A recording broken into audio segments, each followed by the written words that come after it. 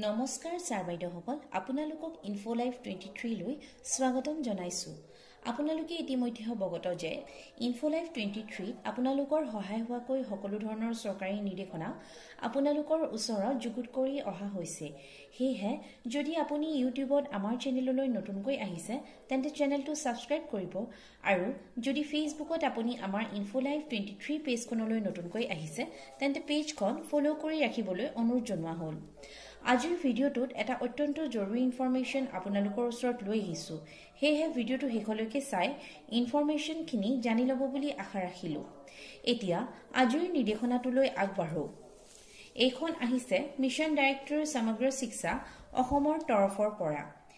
ইয়াত লিখিছে order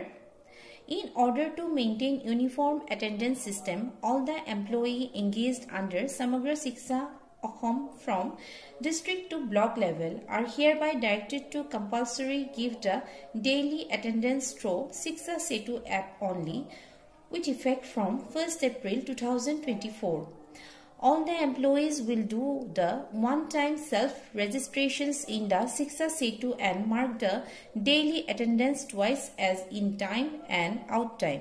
District and block MIS officials will provide training and support for one-time enrollment and daily attendance. The district mission coordinator and block mission coordinator will submit compliance report signed by Om Prakash, mission director Samagra Shiksha Assam. এই নিৰ্দেশনাখনৰ পৰা আমি অৱগত হ'ব পাৰিলো যে বৰ্তমানে বিদ্যালয়ৰ শিক্ষক শিক্ষয়িত্ৰী আৰু ছাত্ৰ-ছাত্ৰীসকলে শিক্ষা হেতুত দৈনিক উপস্থিতি প্ৰদান কৰাৰ দৰে অহা 1 এপ্ৰিল 2024 পৰা সমগ্ৰ শিক্ষাৰ অধীনত কৰ্মৰত সকলো জিলাৰে ডিস্ট্ৰিক্ট টু ব্লক লেভেল কৰ্মচাৰীয়ে শিক্ষা সেতুত দৈনিক উপস্থিতি প্ৰদান কৰিব লাগিব শিক্ষকসকলে কৰাৰ দৰে তেখেতসকলেও শিক্ষা সেতুত ওৱান টাইম ৰেজিষ্ট্ৰেচন কৰি প্ৰতিদিনাই ইন টাইম আৰু আউট টাইম প্ৰদান কৰিব লাগিব এই সংক্ৰান্তত ডিস্ট্ৰিক্ট আৰু ব্লক এমআইএছ সকলক প্ৰশিক্ষণ প্ৰদান কৰিব যাতে তেখেতসকলে সকলো কৰ্মচাৰীৰে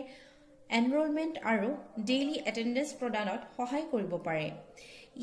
ইয়াকো জনাইছে যে ডিস্ট্ৰিক্ট মিছন কোঅৰ্ডিনেটৰ আৰু ব্লক মিছন কোঅৰ্ডিনেটৰ সকলে এই কাৰ্যকাৰিতাৰ তথ্য প্ৰদান কৰিব ৰাজ্যিক শিক্ষা বিভাগক পৰ্যায়ক্ৰমে আজিৰ ইনফৰমেশন ইমানেই যদি এই ইনফৰমেশনখিনি আপোনালোকৰ বাবে লাভদায়ক হোৱা বুলি ভাবিছে তেন্তে ভিডিওটো লাইক কৰি আপোনাৰ বন্ধু বান্ধৱীসকলৰ লগত শ্বেয়াৰ কৰি দিব চাই থাকিব ইউটিউব আৰু ফেসবুকত ইনফো লাইভ 23 ধন্যবাদ